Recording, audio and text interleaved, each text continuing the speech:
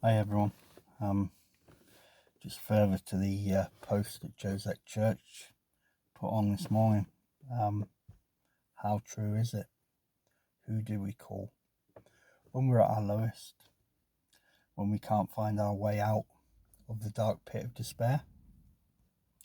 Yeah, most people say no one. But on a positive note, there are people out there that you can call. People do care. But it's a very difficult situation because those that do not suffer with mental illness don't understand. And what I would say to those people is just be there with that listening ear. It's very difficult. It's very difficult for both parties. And to be honest, if Josette wasn't in my life, I probably wouldn't be here anymore. So, and that's credit to Josette, my Joe Bird, for sticking with me through the lows. Definitely the lows. I'm always looking at the positive factors, and it must be hard for somebody that's not struggling mentally to look after and to cope with somebody that is struggling, because it is hard, very hard. Now, I don't know the side of the other side of it. All I know is that when I'm down, when I'm struggling, it's hard for us to speak out. It's hard for us to shout for help, and it's hard for us to understand other people's perceptions on it, because we can be evil, we can be angry,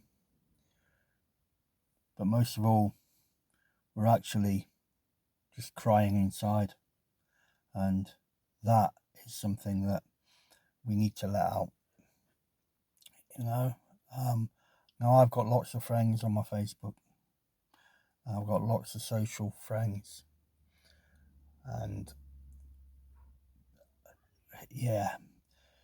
who do you call? Find that one best mate, and that's, for me, the person that has been there for me from my military days is Cole Neely.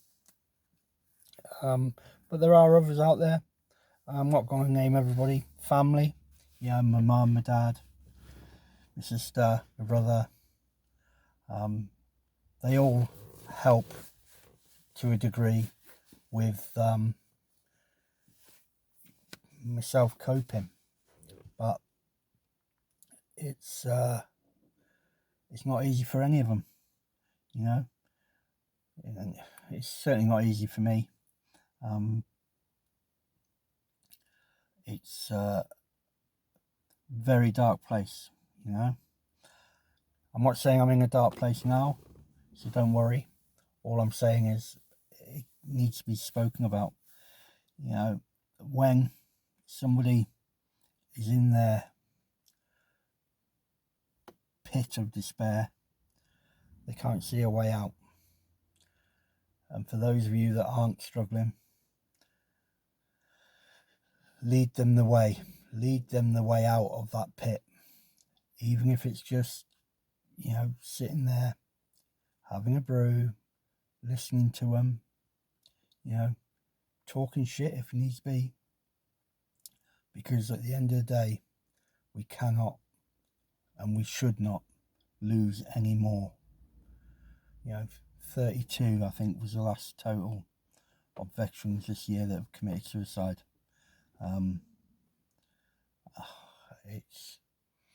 It's horrible.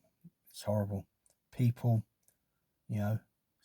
some I don't know, well, most of them I don't know this year, but it's horrible. The fact that nobody was there to pull them out. Now, I'm lucky. I am going through treatment. I am going through various types of coordinated support groups, and that's all through combat stress. As you know, I'm a keen advocate for combat stress. They've really helped me come to terms with the fact that mentally I'm not the strongest that I was. Physically, I'm all right. Physically, I'm okay. Mentally, I just have good days and bad days. Now, the good days and bad days, they come and go.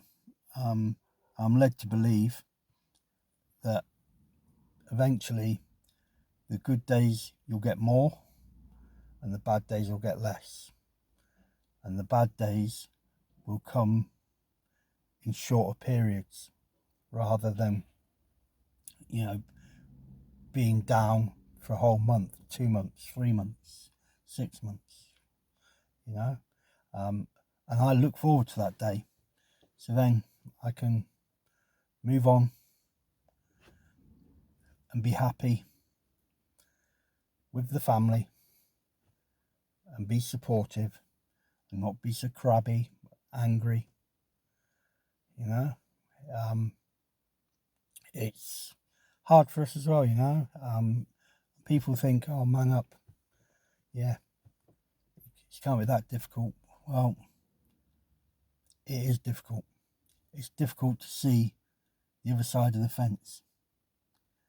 And I know the grass is always greener on the other side, but it is difficult just peering over that fence to find that you are okay and that you're not a bad person. You're actually a good person who's struggling. So I'm not going to harp on today. I'm currently sat in the car while Jenny is doing her horse riding. Now, I find it fascinating. I come up here with Jenny and watch her riding, watching her have a close companionship with the horse, and seeing her develop in her riding. Don't get me wrong, I don't do horses myself, but it's what gives her that peace. It's what gives her that connection with the world. And that's what you all need to do. If you're struggling, find that connection. Get out there. Go for that walk. The sounds and the smells and, the touch of things. It does help. Remember your grounding techniques. If you've been through any therapies, you'll have been given loads of them.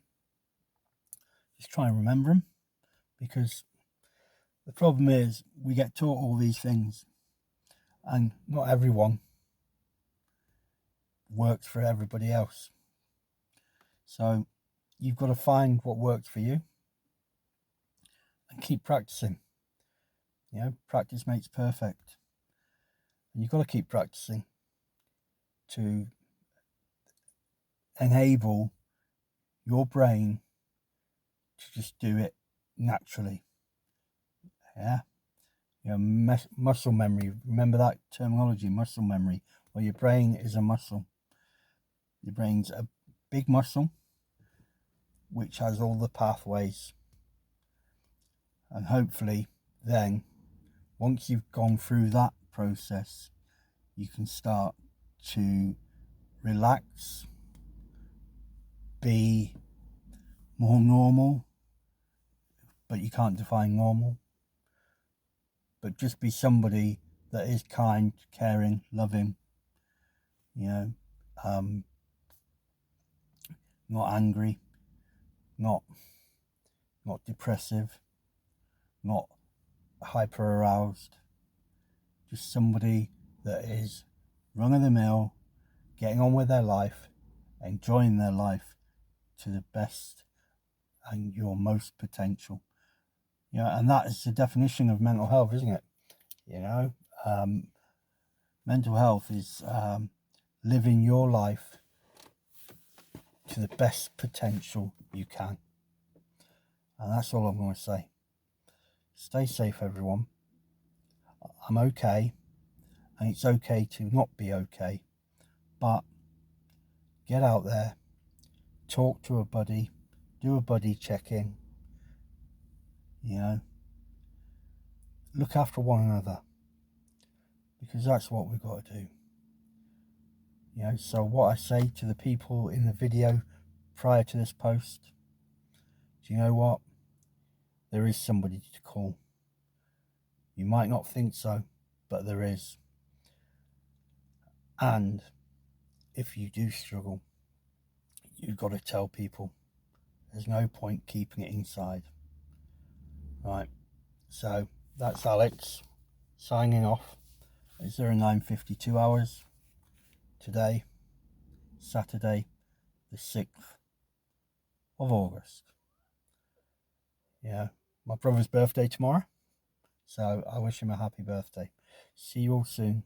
Stay safe, stay in touch, stay alive.